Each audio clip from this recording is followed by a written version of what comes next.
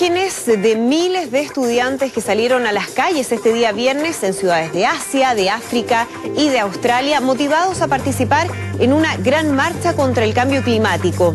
El llamado mundial es a los líderes a tomar medidas contra este fenómeno y así evitar los efectos que tiene en el planeta.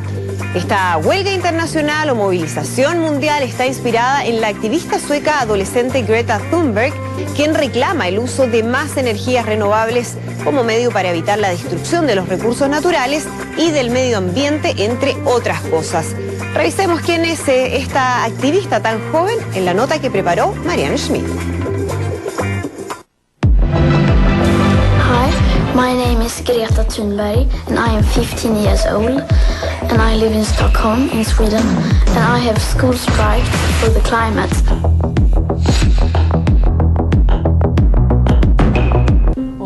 Salvar el planeta parece ser el sueño normal de un niño, pero Greta se lo tomó en serio. Va a clases de lunes a jueves porque todos los viernes toma su cartel que dice huelga escolar por el clima para protestar frente al Parlamento en Estocolmo. Tiene Asperger y no titubea cuando le habla a los políticos. And all that will remain of our political leaders' legacy will be the greatest failure of human history. And they will be remembered as the greatest villains of all time because they have chosen not to listen and not to act. Greta captó por primera vez la atención mundial durante la conferencia de la ONU sobre el clima, que se realizó en diciembre pasado en Polonia. Many people say that Sweden is just a small country and it doesn't matter what we do. But I've learned that you are never too small to make a difference. Y ahora lo hace en la Unión Europea en Bruselas, hasta donde llegó en tren porque se niega a subir a los aviones por sus altas emisiones contaminantes.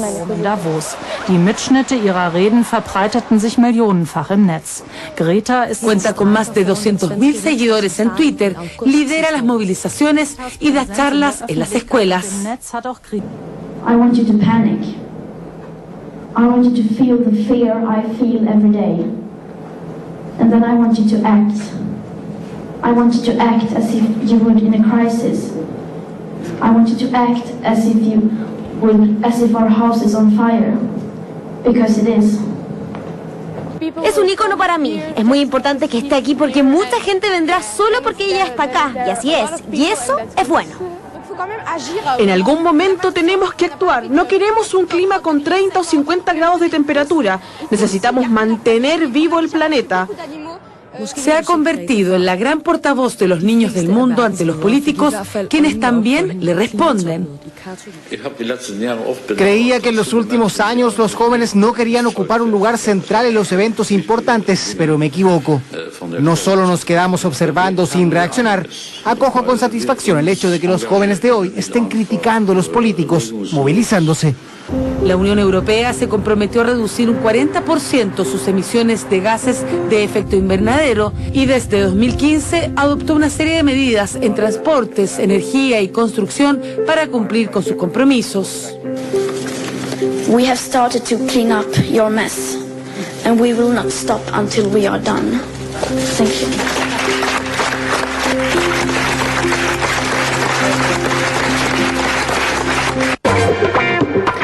La contaminación y el cambio climático, tema que movilizó hoy a miles de personas en el mundo, podría provocar millones de muertes prematuras hacia el año 2050. Así lo advirtió un estudio presentado esta semana en la Asamblea de Naciones Unidas para el Medio Ambiente, efectuada en Nairobi. Queremos hablar de este tema, lo que está pasando con el cambio climático, pero hay muchos elementos más que analizar. Estamos con Cristian Bonasic, académico de la Universidad Católica, experto en cambio climático. Cristian, muchísimas gracias por acompañarnos. Hola, gracias. Partamos por este informe que conocíamos de Naciones Unidas durante la semana, que tiene varios elementos, no todos muy preocupantes, pero que en general dice que estos compromisos que han hecho los gobiernos en distintas partes del mundo de tratar de, por ejemplo, reducir los contaminantes, no se están cumpliendo y que eso va a tener efectos realmente devastadores en el corto plazo. ¿Qué es lo más preocupante de lo que hemos conocido en este informe? Mira, lo más preocupante de lo que hemos conocido en este último informe es que las Naciones Unidas y la comunidad científica internacional viene alertando del cambio climático y las catástrofes que se nos están produciendo desde el año 1990, el primer libro sobre el planeta azul que se publicó por las Naciones Unidas en 1990 ya pronosticaba los cambios que íbamos a sufrir en la Tierra producto del aumento de la emisión de CO2 y otros contaminantes a la atmósfera. Entonces, no es una noticia que estemos empezando a ver el efecto del cambio climático hoy. Claro, y eso es lo que llama la atención, porque hemos ya escuchado mucho de las advertencias de lo que esto va a significar, que ya lo estamos viendo de distintas maneras expresado, pero los compromisos no se cumplen. ¿Cuál es el principal problema allí? ¿Quiénes son los que están finalmente, uno podría decir, obstaculizando que se logren estos acuerdos que se han alcanzado? Mira, yo creo que el principal obstáculo que tenemos en la humanidad es la ignorancia de entender las dimensiones de este problema y que va a afectar la vida cotidiana de todos los ciudadanos, no solo de la gente de los países más pobres o de las zonas más marginales, sino que en la práctica va a afectar a toda la humanidad de distintas maneras. En zonas donde hoy día hace mucho calor, va a hacer más calor aún, con olas de calor que pueden realmente ser letales para las personas. En zonas donde hay mucha lluvia pueden haber grandes inundaciones y grandes desplazamientos humanos.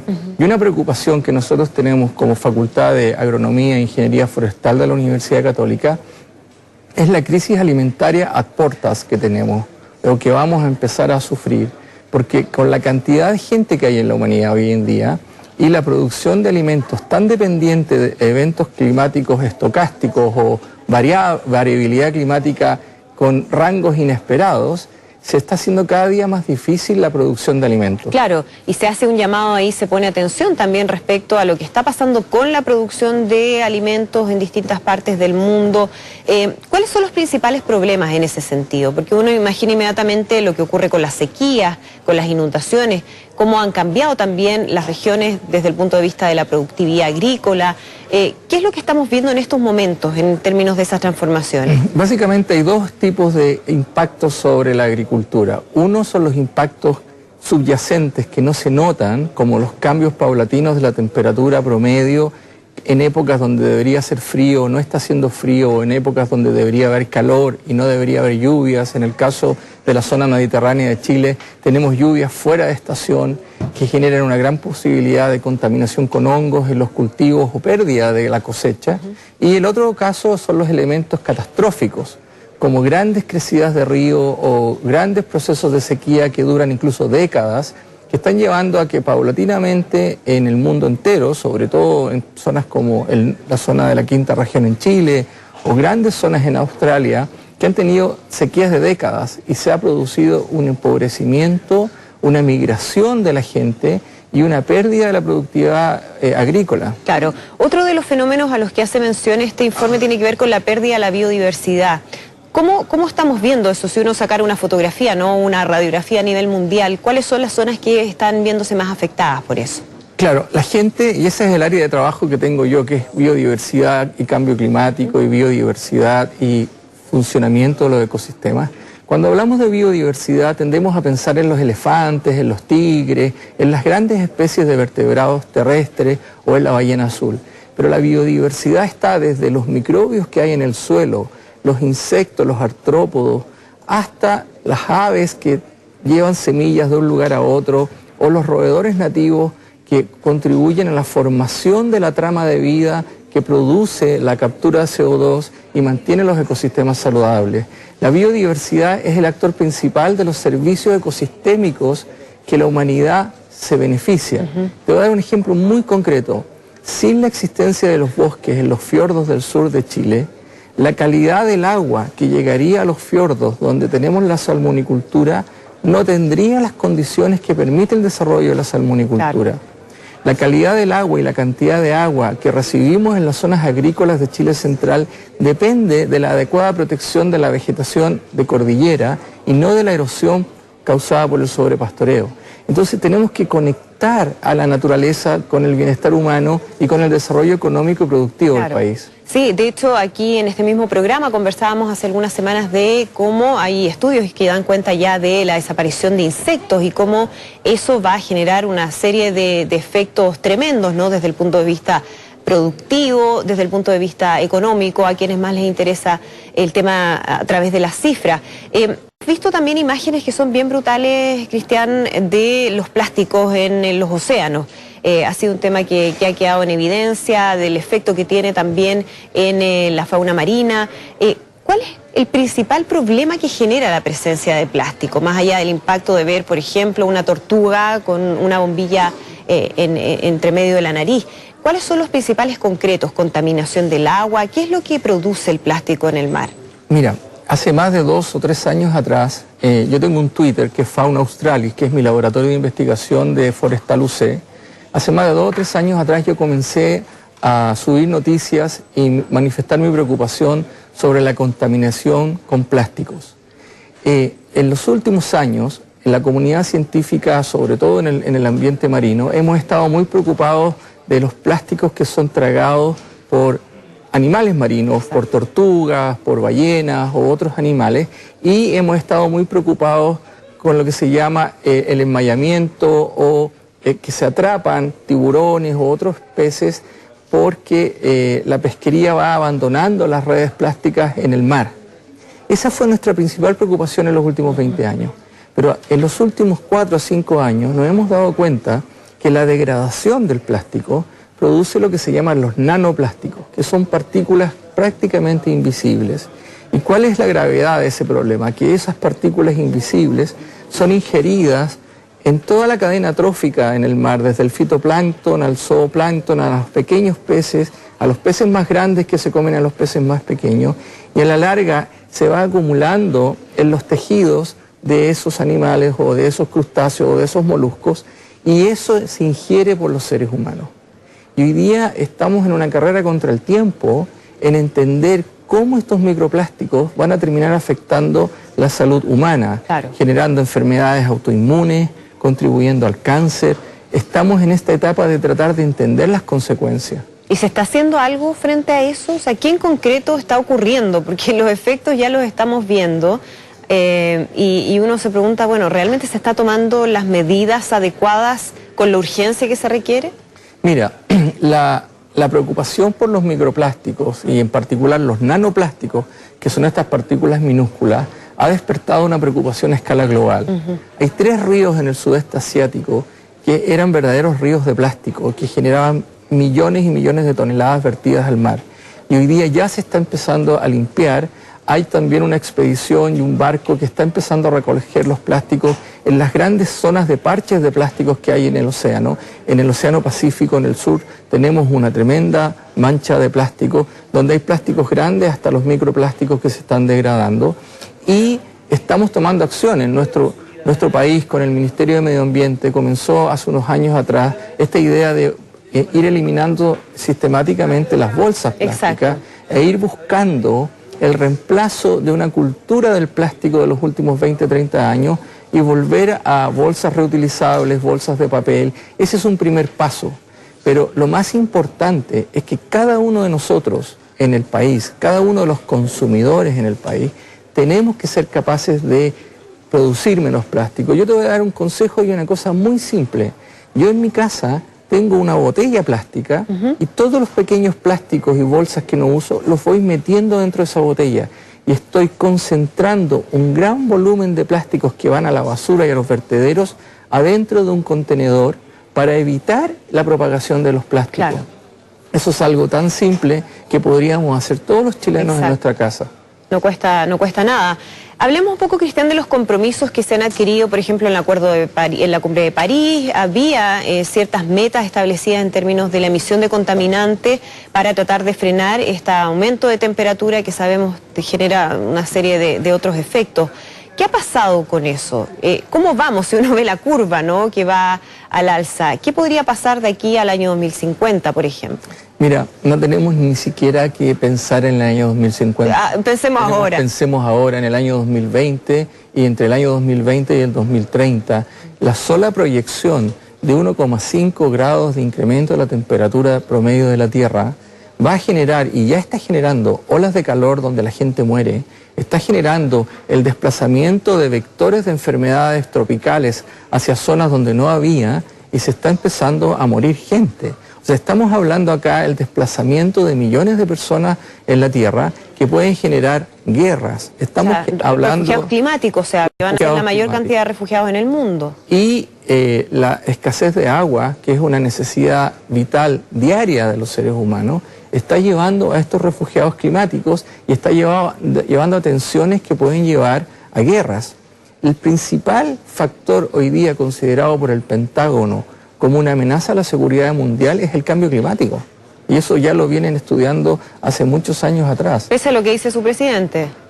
Pese a lo que dice su presidente, pero nosotros estamos trabajando estrechamente con académicos en la Universidad de Columbia. Yo soy investigador asociado de la Universidad de Columbia y conversando con nuestros colegas de la Universidad de Columbia, ha pasado algo muy paradójico en Estados Unidos.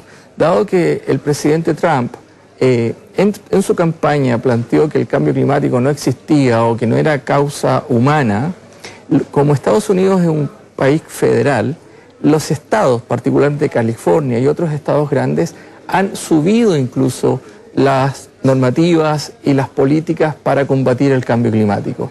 Y ahí hay un gran rol del sector privado.